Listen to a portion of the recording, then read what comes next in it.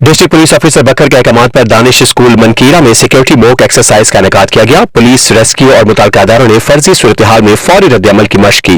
Report खादम और आप देख रहे हैं आज तक की वीडियोस देखने के लिए हमारा चैनल सब्सक्राइब कीजिए और बेल आइकन को क्लिक कीजिए ताकि आप हमारी आने वाली वीडियो से बाखबर रह सकें।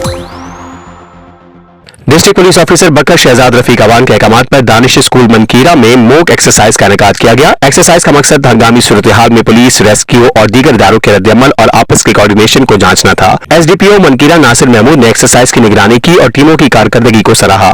उनका कहना था कि तलबा और असातिज़ा का तहफ़्फ़ुज़ अव्वलीन तरजीह है और ऐसी ड्रिल्स फौरी रद्द-ए-अमल की सलाहियत बेहतर बनाती हैं। बकर पुलिस अमन व अमान और तालीमी इदारों की फुल प्रूफ सिक्योरिटी के लिए इकदामात जारी रखे हुए हैं।